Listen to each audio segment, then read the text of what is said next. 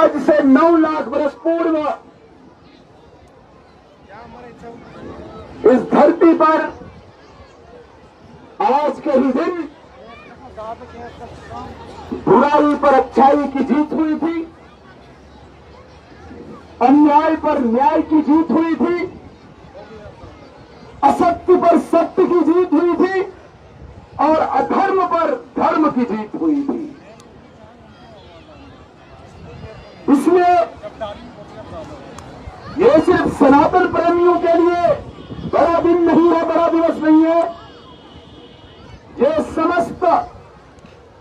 मानवता के लिए एक बहुत बड़ा गौरव का दिन है। भगवान श्री राम सारी मानवता के लिए एक प्रेरणा स्रोत है। आज भी भगवान राम के जीवन को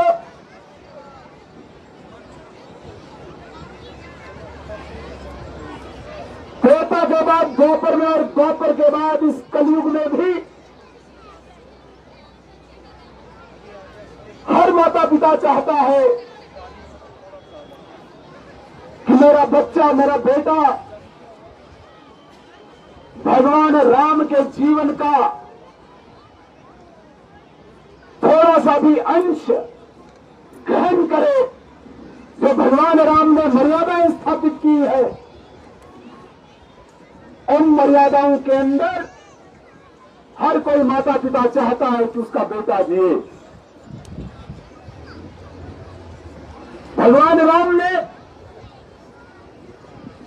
राष्ट्र के प्रति, धर्म के प्रति, समाज के प्रति, परिवार के प्रति,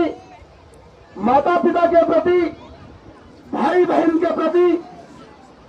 धर्मपत्नी के प्रति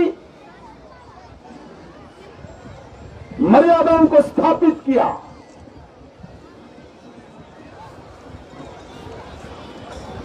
और एक ऐसा मजबूत चरित्र पूरे जीवन में धारण किया। ऐसा माना जाता है कि त्रेता युग में भी जो बुराई का प्रतीक, अधर्म का प्रतीक रावण उस वक्त का था, वो भी एक ज्ञानी था, विद्वान था, बलवान था, सब कुछ उसके पीछे पास था, लेकिन जिस चीज की कमी थी वो था चरित्र। और ऐसा माना जाता है कि त्रेता में असत्य पर, अधर्म पर सत्य और धर्म की विजय का केवल और केवल अगर कोई प्रतीक था वो चरित्र था। तो आज के युग में भी जो भी हमारे सामने युवा पीढ़ी और युवा पीढ़ी के सामने जो चुनौतियां है, जो हमारे राष्ट्र के सामने चुनौतियां, जो हमारे धर्म के सामने चुनौतियां हैं, जो हमारे समाज के सामने चुनौतियां हैं, आज हम सबका कर्तव्य बनता है कि उन चुनौतियों का समाधान केवल भगवान के जीवन के उस चरित्र को ध्यान में रख के अपने जीवन में धारण करना। उस चरित्र को हमारा राष्ट्र, हमारा समाज, हमारा धर्म उन्नति तभी कर सकता है, तरक्की तभी कर सकता है जब इस देश की युवा पीढ़ी अपने आराध्य देव श्री राम के उस जीवन का अध्ययन करे, अपने आराध्य देव भगवान राम के जीवन का चिंतन करे। इसीलिए हमारे देश में एक परंपरा है, हमारे पुरखों से परंपरा चली आ रही है। वो परंपरा भगवान राम के जीवन को चरितार्थ करने के लिए हम रामलीला का आयोजन गांव गांव, मोहल्ले मोहल्ले में करते हैं। वो केवल एक नाटक नहीं, वो केवल एक कथा नहीं, वो साक्षात भगवान राम के चरित्र को प्रदर्शित करती है ऐसी रामलीलाएं, ताकि जो रामलीला देखने आए आज के इस नवयुग में घर में बैठ के भी सोशल मीडिया के माध्यम से सैकड़ों हजारों लोग उस रामलीला को देखते हैं। और रामलीला मनाने का एकमात्र मकसद होता है कि हमारी नौजवानों की जो पीढ़ी है, युवा पीढ़ी है, वो भगवान राम के जीवन को बड़े नजदीक से अध्ययन करें और जो हमारे दायित्व है अपने परिवार के प्रति, हमें समाज के प्रति, उनको हम सत्यता से धर्म की एक रेखा पर चलकर निभाएं। इस प्रकार की अपेक्षा रखकर अनेकों संस्थाएं, अनेकों ऑर्गेनाइजेशन रामलीला का आयोजन करती हैं। मैं बधाई देना चाहता हूं किश्तवाड़ के तमाम उन गांव के लोगों को जो रामलीलाओं का संचालन करते हैं, और विशेषकर आदर्श ड्रामेटिक क्लब जो किश्तवाड़ में कई वर्षों से रामलीला का आयोजन करती आ रही है। आज के दिन आदर्श ड्रामेटिक क्लब को मैं विशेष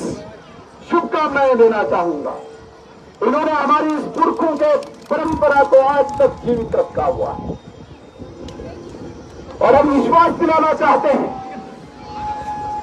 एक सामाजिक प्रतिनिधि होने के कारण जो भी हमारी तरफ से आदर्श ड्रामेटिक क्लब को अपेक्षा होगी,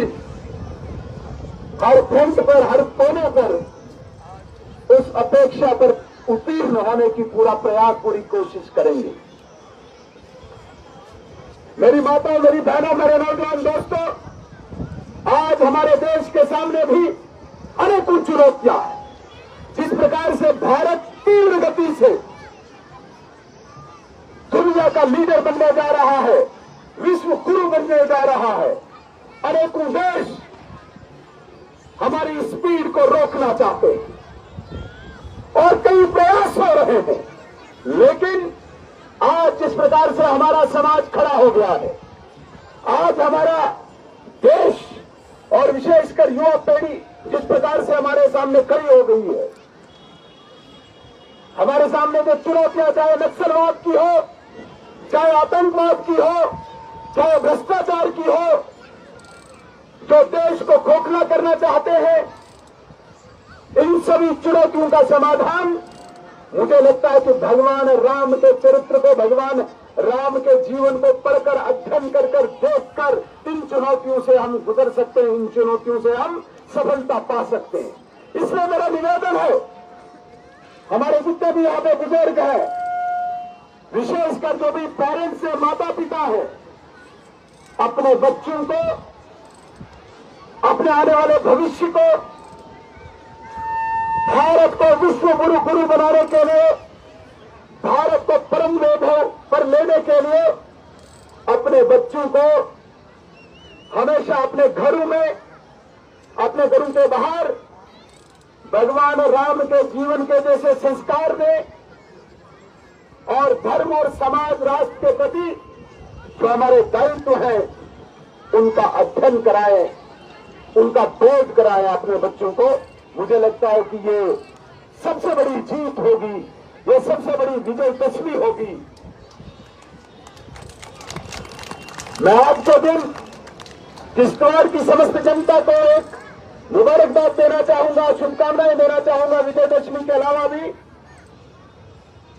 मैं कोई राजनीतिक बात नहीं करना चाहूंगा, लेकिन एक मुबारकबाद जरूर देना चाहूंगा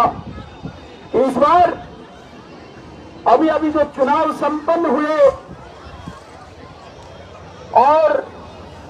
इन चुनावों में जिस प्रकार से दो विचारधाराओं का आमना सामना था, एक तरफ से राष्ट्रवादी विचारधारा, दूसरी तरफ से अराष्ट्रीय। जिस प्रकार से यहाँ की राष्ट्रभक्त जनता ने, जिस प्रकार से यहाँ की माताओं बहनों ने, जिस प्रकार से यहाँ की युवा पीढ़ी ने उन अराष्ट्रीय तत्वों को परास्त करके राष्ट्रवादी ताकत को विजयी किया है,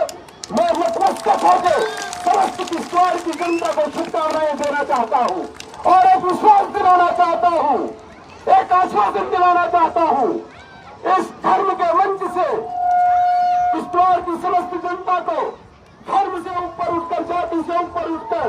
केवल और केवल भगवान राम की इस मानवता की मर्यादाओं को सामने रखकर मैं किश्तवाड़ की समस्त जनता को विश्वास दिलाना चाहता हूं। किश्तवाड़ में प्राथमिकता हमारी सुरक्षा होगी।